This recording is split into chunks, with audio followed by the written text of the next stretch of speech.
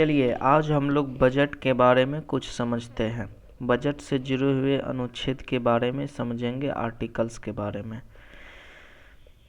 तो बजट जो है भारत की केंद्रीय बजट के बारे में हम लोग अभी देखते हैं।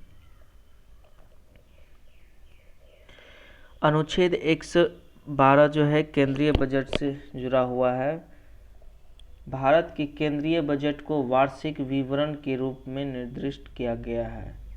केंद्रीय बजट को वार्षिक विवरण के रूप में निर्दिष्ट किया गया है। जो भारत का वार्षिक बजट होता है, प्रत्येक वर्ष फरवरी के पहले कार्य दिवस को भारत के वित्त मंत्री द्वारा संसद में पेश किया जाता है। तो अनुच्छेद 112 जो है बजट से जुड़ा हुआ है। इसमें भारत के केंद्रीय बजट को किसके रूप में बताया गया है? वार्षिक विवरण के रूप में। जो भारत का वार्षिक बजट होता है वो फरवरी महीना में पहला कार्य दिवस जो आता है उसमें भारत के वित्त मंत्री द्वारा संसद में पेश किया जाता है। अनुच्छेद 113 देखते हैं, ये हो गया प्राक्कलन। तो बजट के बाद उसे किस प्रकार कितना खर्च करना होता है, इसी को क्या बोलते हैं? प्राक्कलन बोलते हैं। तो ये अनुच्छेद 113 में है। आर्टिकल्स 113 जो किससे जुड़ा हुआ है? प्राक्कलन से। प्राक्कलन क्या होता है? जब बजट हो जाता है उसके बाद किस प्रकार उसको खर्चा करना होता है, तो इसी को क्या बोलते हैं? किस प्रकार खर्चा करना होता है, प्राक्कलन कहते हैं। अनुच्छेद 114 देखते हैं, ये क्या है? विनियोग। विनियोग विधेयक सरकार को किसी वित्तीय वर्ष के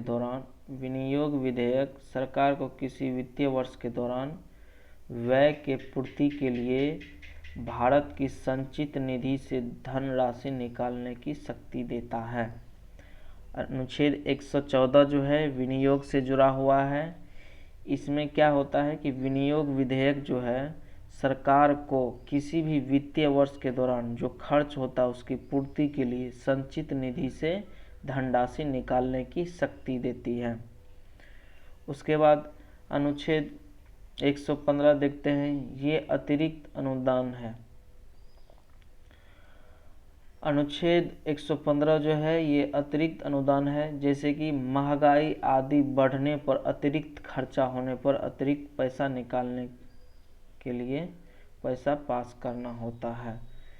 तो अनुच्छेद 115 जो है ये किससे जुड़ा हुआ है? अतिरिक्त अनुदान से।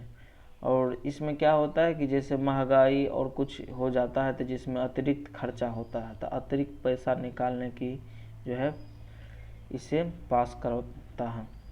अब अनुच्छेद 116 देखते हैं, ये लेखा अनुदान से है। तो सरकार का ऐसा खर्च जिनसे कोई कमाई नहीं होनी है, सरकार का ऐसा खर्च जिससे कोई कमाई नहीं होनी है, जैसे कि पेंशन देता है, वेतन हो गया, रक्षा व्यय हो गया, अनुदान हो गया, और इससे सरकार को कोई कमाई नहीं है, तो इसी को अनुच्छेद 116 में लिया गया है, लेखा अनुदान। उसके बाद हम लोग समझते हैं article 110 definition of money bill. धन विधेयक क्या है इसके बारे में समझेंगे। तो अनुच्छेद 110 के अंतर्गत धन विधेयक की परिभाषा दी गई है। इसके तहत कोई विधेयक धन विधेयक तब समझा जाएगा यदि उसमें केवल निम्नलिखित यानी जो नीचे जो है विषय से संबंधित प्रावधान रहेगा। जैसे कि पहला क्या है? कर लगाना, कम करना या बढ़ाना, उसको नियमित करना या उसमें कोई परिवर्तन करना, तब वो धन विधेयक समझा जाएगा। दूसरा हो गया भारत सरकार की ओर से ऋण लेना, नियमित करना, अधिभार में कोई परिवर्तन करना हो, तब वो धन विधेयक समझा जाएगा। भारत की संचित निधि या अक्षमता निधि में कुछ धन डालना या निकालना, तो ये किससे जुड़ा रहेगा? धन विधेयक से। भारत की संचित निधि में किसी व्यय संबंधी में धन दिया जाना, भारत की पूंजी में किसी भी व्यक्ति के किए जाने की घोषणा ऐसे व्यय को बढ़ाना हो।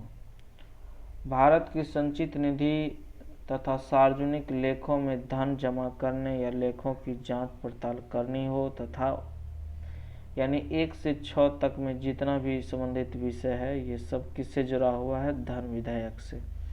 धन की आय तथा व्यय के प्रति अन्य किसी प्रकार का मामला हो तो ये सभी किससे जुड़ा था, धन विधेयक से, तो उसको धन विधेयक माना जाएगा। तो इस प्रकार से बजट के बारे में जो कुछ समझे उसे याद रख सकते हैं।